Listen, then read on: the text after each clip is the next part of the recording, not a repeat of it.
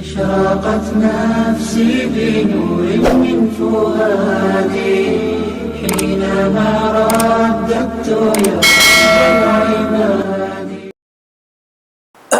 الحمد لله وكفى وسلام على عباده الذين اصطفى أما بعد فأعوذ بالله من الشيطان الرجيم بسم الله الرحمن الرحيم وتوبوا إلى الله جميعا أيها المؤمنون لعلكم تفلحون. قال النبي صلى الله عليه وسلم يا أيها الناس توبوا إلى الله قبل أن تموتوا أو كما قال عليه الصلاة والسلام. رمضان المبارک کا یہ انتہائی مبارک مہینہ چل رہا ہے اور اس مہینے میں 3 عشرہ ہوتا ہے. تو پہلا عشرہ کہلاتا ہے رحمت کا، اور دوسرا عشرہ کہلاتا ہے مغفرت کا، اور تیسرا عشرہ کہلاتا ہے جہنم سے خلاصی کا اور آزادی کا. لہذا تیسرا عشرہ شروع ہے. اس میں ہم سب لوگوں کو مل کر یہ کوشش کرنے کی ضرورت ہے کہ اللہ رب العزت ہمیں اور تمام دنیا کے مسلمانوں کو اور عام انسانوں کو، جناتوں کو جہنم سے بچا لے. جہنم بہت بری جگہ ہے، لہذا اس عشرے میں اسی بات کی کوشش کرنی ہے کہ کسی بھی طریقے سے اللہ تعالیٰ جہنم سے بچا لے. اور جہنم سے بچنے کے لیے کرنا کیا ہے؟ جہنم سے بچنے کے لیے صرف 2 کام کرنا ہے، بس صرف 2 کام. اللہ تعالیٰ نے جن باتوں کے کرنے کا حکم دیا ہے اس کو معلوم کر کے کرنے والے بن جائیں، اور جن باتوں سے اللہ تعالیٰ نے ہمیں اور آپ کو منع کیا ہے ان سے ہم لوگ باز آ جائیں اور رک جائیں. بس یہی ہے. جو اس کا الٹا کرے گا وہ جہنم میں جائے گا، اور جو اس پر عمل کرے گا، اسی کو کہتے ہیں اوامر کو پورا کرے اور نواہی سے بچے. یعنی کرنے والے کام کو کرے اور چھوڑنے والے کام کو چھوڑے. اب ظاہر سی بات ہے کہ جو انسان ہے وہ خطا کا پتلا ہے، اس سے غلطی ہو ہی جاتی ہے کتنا بھی وہ بچے. جیسے سڑک پر جب گاڑیاں چلتی ہیں تو کوئی بھی گاڑی چلانے والا کبھی بھی یہ نہیں چاہتا کہ اس کی گاڑی کا ایکسیڈنٹ ہو، لیکن ہو جاتا ہے. پٹری پر چلنے والی کوئی بھی ٹرین قصداً ایکسیڈنٹ کا شکار نہیں ہوتی ہے، لغزش ہو جاتی ہے. پلین ہواؤں میں جو اڑتے ہیں، فضاؤں میں جو گھومتے ہیں، وہ زمین پر گر جاتے ہیں، سمندروں میں گر جاتے ہیں، پہاڑوں سے ٹکرا جاتے ہیں. ایسے ہی انسان جب اس دنیا میں پیدا ہوا ہے اور اس دنیا میں زندگی گزار رہا ہے تو اس انسان سے خطا ہوتی رہتی ہے. حدیث میں ہے کہ خیر الخطائین، تو خطا تو ہوتی ہی ہے انسان سے، لیکن سب سے بہترین خطا کار یعنی گناہ کرنے والا، لغزش کرنے والا، غلطی کرنے والا کون ہے؟ جو اللہ تعالی سے توبہ کرتا ہو. التوابون کل بنی آدم خطاؤن، سب انسان خطا کار ہیں قریب قریب. نبیوں اور رسولوں کو چھوڑ کر ہر انسان سے خطا ہوتی ہے، لیکن سب سے بہترین انسان وہ ہے جو غلطی کرنے کے بعد توبہ کر لے. اور نجات کا کوئی راستہ نہیں ہے، نجات کا کوئی راستہ نہیں ہے، جہنم سے آزادی کا کوئی راستہ نہیں ہے سوائے توبہ کے. توبہ جو کرے گا وہ بچ جائے گا. اس لیے اس آخری عشرے میں ہم جو سلسلہ شروع کر رہے ہیں، جو ہمارا عنوان ہے بیان کا اور وعظ کا، اس کا نام ہے توبہ سیریز۔ تو توبہ سیریز میں سب سے پہلے تو آپ کو یہ سمجھنے کی ضرورت ہے کہ توبہ کے معنی کیا ہوتے ہیں۔ تو توبہ کے معنی ہوتے ہیں لوٹنا، واپس ہونا۔ یعنی مطلب یہ ہے کہ انسان جس خطا اور جس غلطی میں چلا گیا ہے، اس غلطی سے واپس آ جائے، اس غلطی سے لوٹ آئے، یہ ہے معنی۔ اور توبہ کی جو تعریف ہے شریعت میں، جو اصل تعریف ہے وہ کیا ہے؟ وہ یہ ہے کہ بندہ اپنے گناہوں سے باز آ جائے، چھوڑ دے گناہوں کو، اور جو کچھ اس سے گناہ ہوا ہے اس پر وہ کیا ہو؟ شرمندہ ہو، پشیمان ہو، اور جس گناہ کو چھوڑے اس کے دل میں یہ یقین بھی ہو کہ یہ گناہ ہے، میں اس کو چھوڑ رہا ہوں۔ ہاں، یہ بھی یقین ہونا چاہیے۔ اور یہ بھی ہے کہ گناہ کو اس وجہ سے نہ چھوڑ رہا ہو کہ اس کے مال کا نقصان ہے یا اس کے بدن کا نقصان ہے۔ اگر اس وجہ سے چھوڑ رہا ہے تو وہ توبہ نہیں کہلائے گا۔ جیسے کوئی سٹا اور جوا کھیل رہا ہے، تو اس سٹے اور جوے میں پیسہ بار بار ہار رہا ہے۔ اب اس نے جو چھوڑا سٹا اور جوا، تو یہ مال کے نقصان کی وجہ سے چھوڑا ہے، اس لیے یہ توبہ نہیں کہلائے گا، یہ مال کا ڈر کہلائے گا۔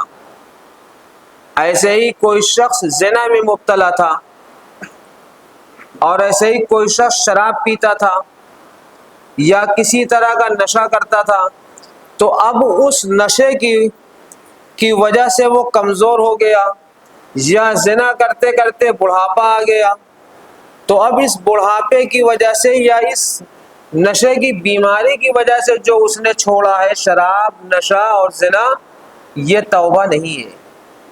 ہاں، توبہ تو یہ ہے کہ وہ خدا کے ڈر سے چھوڑے، اللہ کے ڈر سے چھوڑے۔ ہاں، کسی چوری کرنے والے نے سائرن بجا پولیس کا، اس نے چوری کرنا چھوڑ دیا، تو یہ پولیس کا ڈر کہلائے گا، یہ شریعت میں توبہ نہیں ہے۔ توبہ تو یہ ہے کہ خدا قاہر ہے، غالب ہے، جبار ہے، قہار ہے، عزیز انتقام ہے، سریع الحساب ہے، وہ ہر حال میں سزا دے گا، وہ ہر حال میں جو ہے آپ سے انتقام لے گا، آپ کے ظلم کا بدلہ آپ کو دے گا، ظالم کو خدا بخشے گا نہیں۔ یہ تصور ہونا چاہیے۔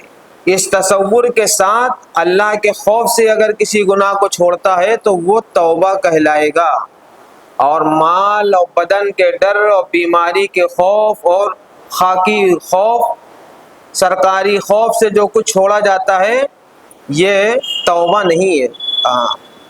اور توبہ میں یہ بھی ضروری ہے کہ اگر کبھی گناہ پر قادر ہو جائے تو پھر بھی گناہ نہ کرے، پھر بھی گناہ نہ کرے۔ بہت سے لوگ ایسے ہیں جو جیل جاتے ہیں اور جیل میں جا کے توبہ کرتے ہیں، معافی مانگتے ہیں، ہر طرح کی سرکار سے مانگتے ہیں، لیکن جب پھر آتے ہیں تو پھر وہی گناہ کرتے ہیں، پھر وہی گناہ کرتے ہیں۔ حضرت عمر رضی اللہ تعالیٰ عنہ کے پاس ایک چور پکڑ کے لایا گیا، تو جب وہ چور پکڑ کے لایا گیا تو اس نے کہا حضرت عمر سے کہ میں نے پہلی مرتبہ چوری کیا، مجھے چھوڑ دیجئے، میں نے پہلی مرتبہ چوری کیا، مجھے چھوڑ دیجئے۔ حضرت عمر نے کہا کہ ایسا ہو ہی نہیں سکتا، تم نے کم سے کم اس سے پہلے 3 مرتبہ چوری کیا ہے، 3 مرتبہ۔ یہی حضرت عمر کا کمال تھا، یہ حضرت عمر کی بصیرت تھی، اسی وجہ سے تو انہوں نے بہت ڈھیر سارے ملکوں کو فتح کیا بصیرت سے۔ تو اس نے اقرار کیا کہ ہاں میں نے 3 بار چوری کیا۔ تو حضرت عمر نے صحابہ سے فرمایا کہ دیکھو اللہ تعالیٰ پہلی اور دوسری اور تیسری مرتبہ ستاری فرماتے ہیں، جب نہیں وہ سدھرتا ہے تو پھر اللہ تعالیٰ افشا کرتے ہیں، ظاہر کرتے ہیں۔ ہاں، تو یہ جو ہے اللہ تعالیٰ کا دستور ہے کہ وہ ستاری کرتے ہیں جہاں تک ممکن ہوتا ہے، لیکن انسان اگر توبہ کر کے لوٹ آتا ہے تو پھر تو اللہ تعالیٰ اس کے کھاتے ہی سے سب کچھ مٹا دیتے ہیں۔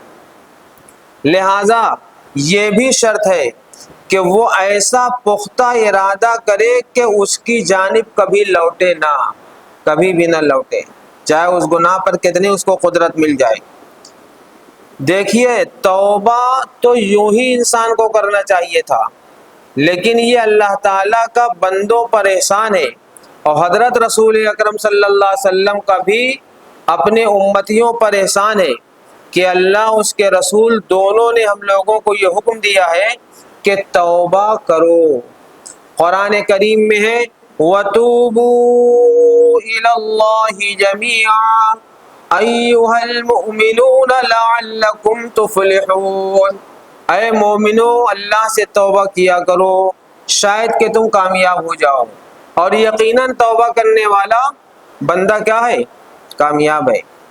نبی اکرم صلی اللہ علیہ وسلم نے فرمایا یا ایھا الناس توبوا الی اللہ قبل ان تموتوا، کہ اے انسانو تم سب اللہ سے توبہ کیا کرو قبل اس کے کہ تم کو موت آ جائے۔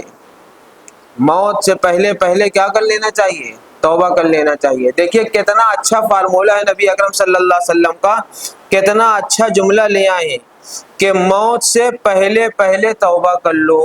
اب اس میں سے جتنے لوگ بیٹھے ہیں بتا دیں کہ کتنے کتنے سال باقی ہیں آپ لوگوں کے، بتائے کوئی؟ کسی کو منٹ اور سیکنڈ کی بھی خبر نہیں ہے۔ تو اس کا مطلب کیا ہوا؟ اس کا مطلب یہ ہوا کہ فوراً توبہ کرنا چاہیے، بلا کسی تاخیر کے۔ اپنے اپنے من میں کر لیجئے توبہ، پھر بعد میں تفصیل سے کریے گا۔ مرنے سے پہلے کرنے کا مطلب یہ ہے کہ بس جیسے ہی گناہ ہو ویسے ہی توبہ کر لیں۔ لیکن ایک بات یہ بھی یاد رکھیے کہ توبہ کرنے کے لیے گناہ نہ کریں۔ ہاں، ایک جو ہے، نام نہیں لوں گا، ہم چھوٹے سے تھے تو ایک بنیا تھے، ان کے ہاں ہماری والدہ بھیجتی تھیں سودا لے آؤ، تو میں سودا لینے جاتا تھا تو وہ گالی بہت بکتے تھے، تو بہت سے کسٹمر آتے جاتے رہتے تھے، ہم تو وہ چھوٹے تھے تو ان لوگ کہتے تھے ارے بھائی گالی کیوں بکتے ہیں، آپ نہ بکا کریے۔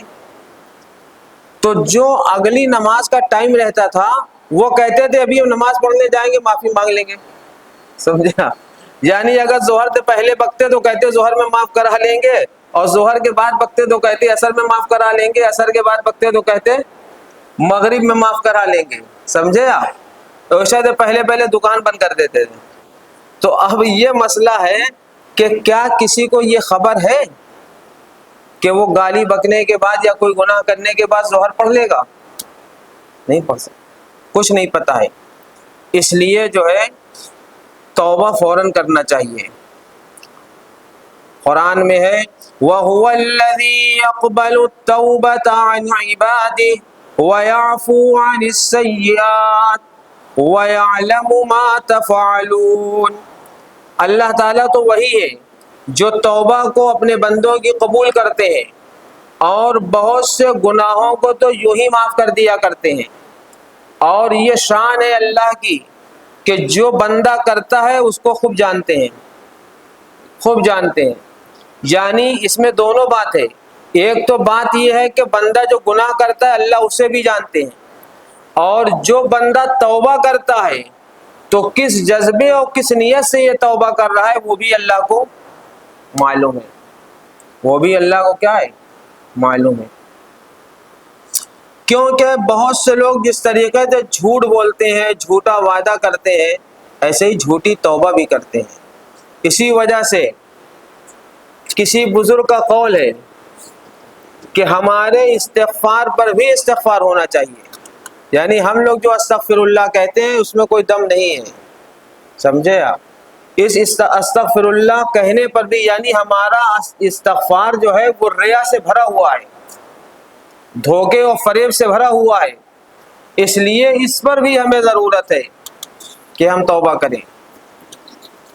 اور دیکھیے قیامت دو ہوتی ہے، توبہ کا وقت سمجھ لیجئے، قیامت دو ہوتی ہے، ایک ہے قیامت کبریٰ اور ایک ہے قیامت صغریٰ۔ تو قیامت کبریٰ کہتے ہیں کہ 10 بڑی بڑی نشانیاں ظاہر ہوں گی اور اس کے بعد قیامت آئے گی۔ قیامت کبریٰ کا مطلب یہ ہے کہ زمین بھی ختم ہو جائے گی، آسمان بھی ختم ہو جائے گا، چاند سورج ستارے سب بے نور ہو جائیں گے۔ اذا الشمس کورت واذا النجوم انکدرت، کہ سورج بے نور ہو جائے گا، ستارے ٹوٹ ٹوٹ کے گر جائیں گے، پہاڑ روئی کے گالوں کی طرح اڑا دیے جائیں گے، کالعہن المنفوش۔ تو یہ قیامت کبریٰ ہے، سب ایک ساتھ مر جائیں گے، سور پھونکی جائے گی، سب ختم ہو جائیں گے۔ تو قیامت کبریٰ کے لیے توبہ کا ٹائم ہے جب تک سورج جو ہے مغرب سے نہ نکلے۔ سورج مغرب میں ڈوبتا ہے نا، ایک وقت آئے گا کہ سورج مغرب سے نکلے گا، تو مغرب سے جب سورج نکلے اس سے پہلے پہلے جتنے لوگ توبہ کر لیں گے سب کی توبہ قبول ہو جائے گی۔ یہ قیامت کبریٰ کے لیے ہے۔ اور قیامت صغریٰ کہتے ہیں ہر انسان کی موت کو، جس کی موت آئے گی سمجھیے قیامت صغریٰ اس پہ قائم ہو گئی۔ صغریٰ کے معنی ہوتے چھوٹا اور کبریٰ کے معنی ہوتے بڑا، جیسے صغیر اور کبیر ہوتا ہے۔ تو بڑی قیامت تو ہوگی جب تو توبہ قبول ہوتی رہے گی، لیکن جب سورج مغرب سے نکلے گا تو توبہ کا دروازہ بند ہو جائے گا۔ اور قیامت صغریٰ کیا ہے؟ قیامت صغریٰ یہ ہے کہ جب جو ہے انسان کی موت آتی ہے ہر ایک کی، تو قیامت صغریٰ سب پر قائم ہوتی ہے۔ اس میں کیا شرط ہے؟ اس میں یہ شرط ہے کہ جب سانس اکھڑنے لگے گی، الٹی چلنے لگے گی، تو پھر اس وقت کوئی توبہ قبول نہیں ہوگی، اس سے پہلے پہلے توبہ کر لینا چاہیے۔ حدیث میں ہے ان اللہ یقبل توبۃ العبد ما لم یغرغر، اس لیے گناہوں سے جو ہے جتنی جلد ہو سکے توبہ کرنا چاہیے۔ مومن کی شان یہی ہے کہ وہ اپنے چھوٹے گناہ کو اس طرح دیکھتا ہے جیسے وہ کسی پہاڑ کے نیچے بیٹھا ہے اور پہاڑ اس کے اوپر گر جائے گا۔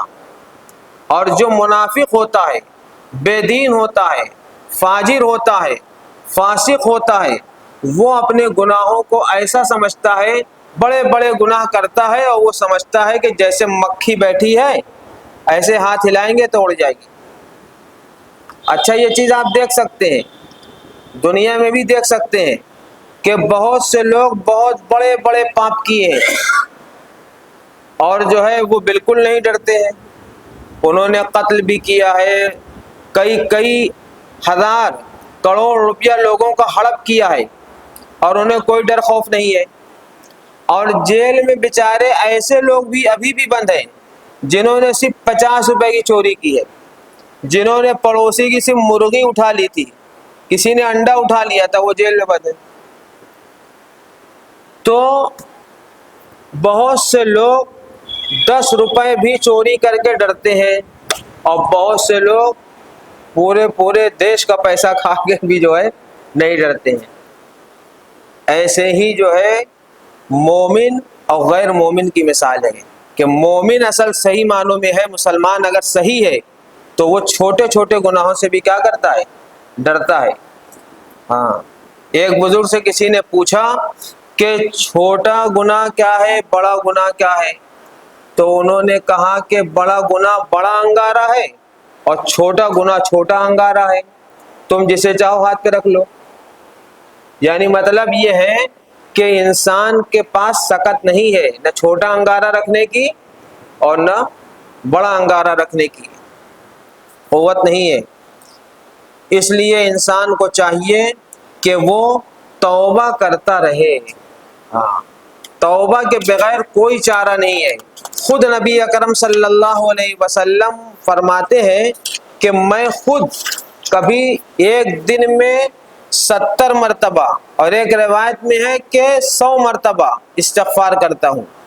تو آپ صلی اللہ علیہ وسلم کے بارے میں بالکل اتفاق ہے، کسی کا اختلاف نہیں ہے، ہمارا اور آپ کا بھی اس پر ایمان ہے کہ آپ معصوم ہیں، خطا کا تو تصور بھی نہیں ہو سکتا آپ سے، لیکن آپ نے امت کو سکھانے کے لیے استغفار کیا کہ امت کو چاہیے کہ وہ استغفار کا کیا کرے، اہتمام کرے۔ استغفار کے اہتمام کا مطلب کیا ہے؟ استغفار کے اہتمام کا مطلب یہی ہے کہ وہ اپنے گناہوں سے بار بار کیا کرتا رہے، توبہ کرتا رہے۔ قرآن میں ہے استغفروا ربکم ثم توبوا الیہ، ہاں اپنے رب سے جو ہے معافی مانگو، اسی کی طرف رجوع ہو، یہی انسان کو جو ہے فائدہ دے گا۔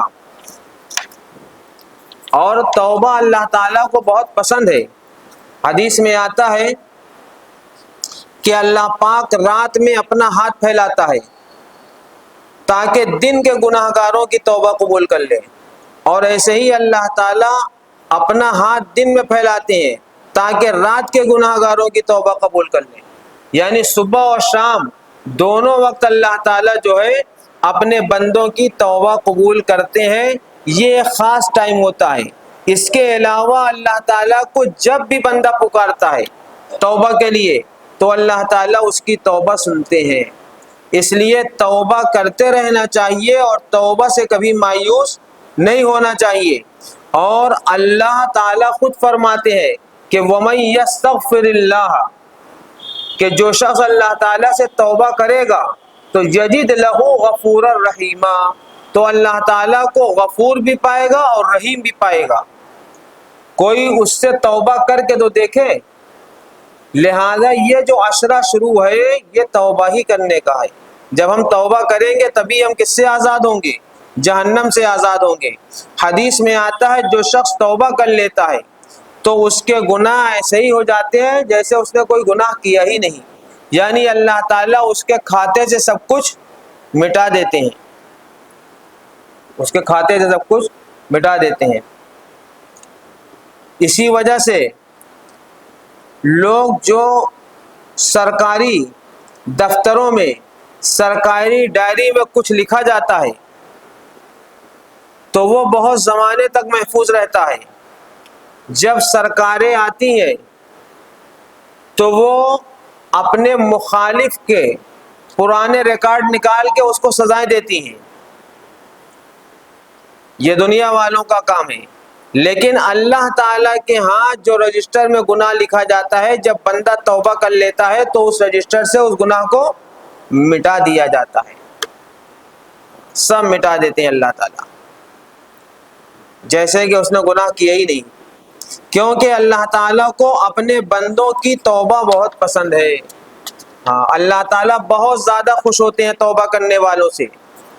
لیکن ایک بات اور یاد رکھیے کہ یہ جو توبہ ہوتی ہے اس توبہ کی کچھ شرطیں ہیں، ہاں ان شرطوں کے ساتھ جو ہے یہ توبہ قبول ہوگی۔ پہلی شرط تو یہی ہے کہ وہ اپنے گزشتہ برے عمل پر نادم اور شرمندہ ہو، جو اس سے گناہ ہوئے ہیں اس پر کیا ہو؟ شرمندہ ہو، فخر نہ کرے ہاں کہ ہم نے تو یہ کیا وہ کیا۔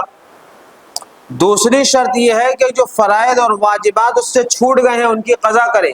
مثال کے طور پہ کسی کی 3 مہینے کی نماز چھوٹ گئی تو اس نے توبہ کیا اللہ تعالیٰ سے کہ اب میں نماز پڑھوں گا، تو یہ جو 3 مہینے کی چھٹی ہے توبہ کے باوجود اس کو کیا کرنا ہے؟ قضا کرنا ہے، اس کو پڑھنا ہے۔ تیسری شرط یہ ہے کہ اگر کسی کا مال اس نے جو ہے غصب کیا تھا، چھین لیا تھا، جس کو کہتے ہیں ڈکیتی کر لیا تھا یا چوری کر لیا تھا، تو اس کو واپس کرنا ہے جس طرح بھی ہو۔ یہ نہیں کہ آپ نے چوری کر لیا، خوب بڑھیا تھے لاکھوں روپے کی، اور پھر توبہ کر لیا۔ توبہ کریے یہ ضروری ہے، اور ساتھ ساتھ اس کا مال بھی کیا ہوگا؟ واپس کرنا ہوگا۔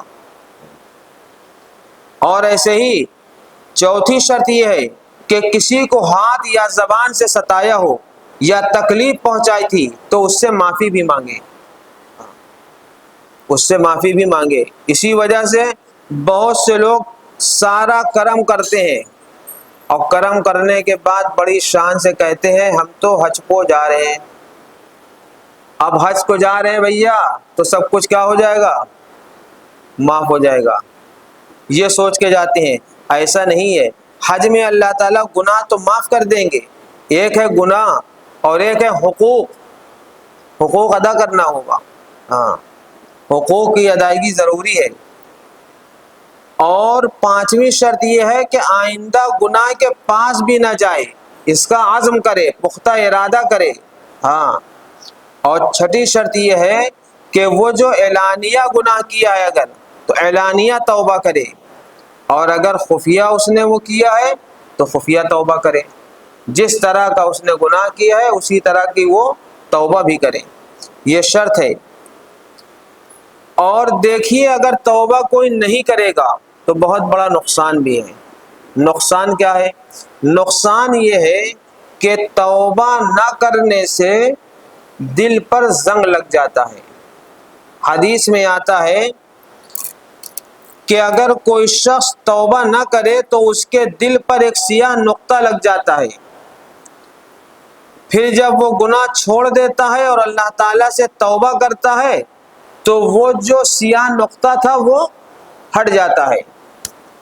اور اگر وہ توبہ نہیں کرتا ہے اور اس میں اضافہ ہی کرتا رہتا ہے، اپنے گناہوں پر اصرار ہی کرتا رہتا ہے، تو پھر اس کا دل جو ہے سیاہ سے زیادہ سیاہ ہو جاتا ہے اور اس پہ پھر زنگ لگ جاتا ہے۔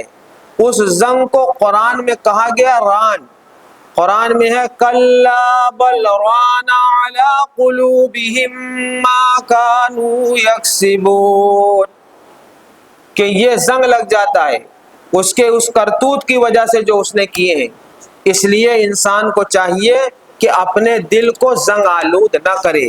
اگر خدا نہ خواستہ یہ زنگ لگ گیا اور زنگ پکڑ لیا اس نے، تو پھر مرنے کے وقت کلمہ نصیب نہیں ہوگا۔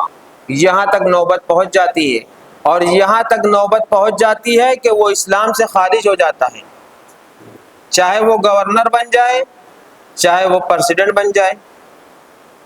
لیکن جب اس کے حالات بدل جاتے ہیں، وہ توبہ نہیں کرتا ہے، اس لیے جو ہے یہ ضروری ہے کہ انسان توبہ کرے، اور ایسی ہی توبہ کرے کہ حدیث میں آتا ہے کہ جس طریقے سے کسی تھن سے دودھ جو نکالا جائے تو تھن میں وہ دودھ واپس نہیں جاتا ہے، ایسے ہی بندہ جب گناہوں سے توبہ کرے تو پھر اس طرف واپس نہ جائے کبھی۔ ہاں، اس طریقے سے وہ عہد کرے، اور جو اس طریقے سے عہد کرتا ہے تو پھر اللہ تعالیٰ ضرور اس کی توبہ قبول فرماتے ہیں۔ اور اس پہ بے شمار قصے ہیں، اس پر جو ہے بے شمار قصے ہیں۔ جن لوگوں نے سچی اور پکی توبہ کی ہے ان کے بہت سے واقعات ہیں حدیث کے ذخیرے میں۔ ابھی میں پڑھ رہا تھا، ایک واقعہ ہے کہ حضرت عمر رضی اللہ تعالیٰ عنہ جو ہے نبی اکرم صلی اللہ علیہ وسلم کے پاس بڑی فکر کے ساتھ پریشانی کے عالم میں حاضر ہوئے اور کہنے لگے یا رسول اللہ صلی اللہ علیہ وسلم، میرے ساتھ ایک نوجوان جو ہے باہر کھڑا ہوا ہے جس نے میرا دل جلا رکھا ہے۔ آپ نے فرمایا کہ اس کو بلا لاؤ۔ تو جب اس کو بلایا تو اس نے کہا کہ یہ بتائیے کہ میرے لیے معافی ہے؟ آپ صلی اللہ علیہ وسلم نے فرمایا کیا تم نے زنا کیا؟ اس نے کہا کہ نہیں۔ پھر پوچھا کہ کیا تم نے قتل کیا ہے؟ کہا نہیں۔ تو کہا کہ کیا تم نے کوئی شرک کیا ہے؟ کہا نہیں۔ یہ سب کہتا رہا تو آپ نے کہا تمہارے لیے معافی ہے؟ کہا کہ نہیں، میرے لیے معافی نہیں ہے۔ پھر اللہ کے رسول صلی اللہ علیہ وسلم نے پوچھا کہ تمہارا گناہ بڑا ہے یا جو ہے عرش بڑا ہے؟ تو اس نے کہا میرا گناہ بڑا ہے۔ پھر اللہ کے رسول صلی اللہ علیہ وسلم نے پوچھا کہ تمہارا گناہ بڑا ہے یا کرسی بڑی ہے اللہ کی؟ تو اس نے کہا میرا گناہ بڑا ہے۔ پھر آپ صلی اللہ علیہ وسلم نے آخر میں جو ہے اس سے پوچھا کہ اللہ بڑا ہے یا گناہ بڑا ہے تمہارا؟ تب وہ بولا کہ نہیں، اللہ عظیم ہے، اللہ بڑے ہیں، میرا گناہ اس اللہ کے آگے چھوٹا ہے۔ گناہ جب اللہ کے آگے چھوٹا ہے تو وہ معاف کر دے گا، لیکن یہ تو بتاؤ کہ تم سے گناہ کیا ہوا ہے؟ تو اس نے کہا یا رسول اللہ صلی اللہ علیہ وسلم مجھے آپ سے بتانے میں بہت شرم آ رہی ہے۔ آپ نے 2 بار اصرار کیا، تیسری بار کیا تو اس نے بتایا۔ اس نے کہا کہ میں کفن چور ہوں اور میں مردوں کا کفن چوری کرتا ہوں۔ اسی طریقے سے میں ایک مرتبہ کفن چوری کر رہا تھا تو کفن چوری کر کے بھاگ رہا تھا تو شیطان میرے پیچھے آیا اور وہ جو کفن اس نے چوری کیا تھا وہ ایک نوجوان لڑکی تھی مدینے کی خوبصورت، اس کا کفن اس نے چوری کیا۔ شیطان نے اس کو بہکایا کہ اس کے ساتھ جو ہے تم غلط کام بھی کر لو، تو اس نے اس کے ساتھ زنا بھی کر لیا کہہ لیجئے، یا بدفعلی کہہ لیجئے کر لیا۔ تو نبی اکرم صلی اللہ علیہ وسلم کا سننا تھا کہ آپ صلی اللہ علیہ وسلم نے اس کو دھکا دیا اور غصہ ہو گئے، آپ جلال میں آ گئے اور اس کو بھگا دیا۔ وہ روتا رہا روتا رہا روتا رہا، 40 دن سے زیادہ گزر گئے روتے روتے۔ اس نے آخر میں اللہ تعالیٰ کی بارگاہ میں عرض کیا کہ اے آدم و حوا کی توبہ کرنے والے پروردگار، میری توبہ یا تو قبول کر لیجئے یا کوئی آگ بھیج دیجئے اور مجھے وہ جلا کر خاک کر دے تاکہ میں تیرے سامنے کھڑا نہ ہوں، میں تیرے سامنے کھڑا نہیں ہو سکتا ہوں۔ 40 دن تو توبہ کر ہی رہا تھا اور پھر اس نے اس وقت اس طریقے سے کیا اور پھر کہا کہ اے محمد صلی اللہ علیہ وسلم کے خدا مجھے معاف کر دیجئے اور یا مجھے ختم کر دیجئے آگ بھیج کر۔ تو پھر اللہ تعالیٰ کی رحمت جوش میں آئی، اللہ تعالیٰ نے حضرت جبریل علیہ السلام کو بھیجا اور آپ صلی اللہ علیہ وسلم کے پاس حضرت جبرائیل نے 3 سوال کیا۔ پوچھا سب سے پہلے کہ یہ بتائیے کہ لوگوں کو رزق آپ دیتے ہیں یا اللہ دیتا ہے؟ تو آپ صلی اللہ علیہ وسلم نے فرمایا کہ لوگوں کو رزق جو ہے اللہ تعالیٰ دیتے ہیں اور مجھے بھی وہی دیتے ہیں۔ پھر حضرت جبرائیل نے سوال کیا کہ اللہ تعالیٰ نے آپ سے یہ سوال کیا ہے کہ ہدایت لوگوں کو کون دیتا ہے؟ تو آپ صلی اللہ علیہ وسلم نے فرمایا کہ مجھے بھی اس نے ہدایت دی ہے اور تمام انسانوں کو بھی وہی ہدایت دیتا ہے۔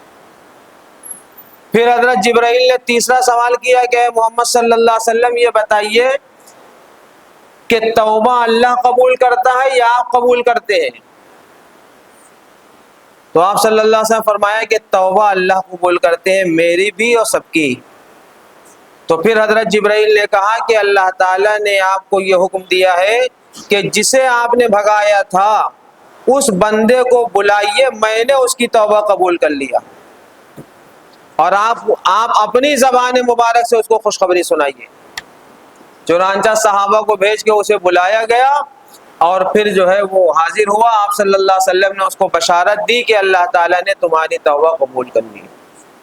تو اگر سچے دل سے کوئی توبہ کرتا ہے، چاہے اس سے کتنے ہی بڑے بڑے گناہ ہوئے ہوں، تو ضرور اللہ تعالیٰ معاف کرتے ہیں۔ اور پھر کل سنائیں گے کہ خود حضرت رسول اکرم صلی اللہ علیہ وسلم کے بڑے چہیتے چچا، ان کو قتل ہی نہیں کیا تھا بلکہ ان کا کلیجہ بھی چبایا تھا حبشی نے، اللہ تعالیٰ نے معاف کیا اور قرآن کی کئی آیتیں نازل ہوئی اس کی معافی کے لیے۔ اس لیے جو ہے انسان جب بھی توبہ کرے تو کس سے کرے؟ سچے دل سے کرے، اور سچے دل سے توبہ کرنے والا ضرور کامیاب ہوگا۔ قرآن خود کہتا ہے ہم المفلحون۔ اللہ تعالیٰ ہم سب کو توبہ کی توفیق عطا فرمائے۔ پھر کن کن گناہوں سے توبہ کیا جائے گا یہ سب آپ لوگوں کو بتایا جائے گا دھیرے دھیرے انشاءاللہ۔ أشرقت نفسي بنور من فؤادي حينما رددت يا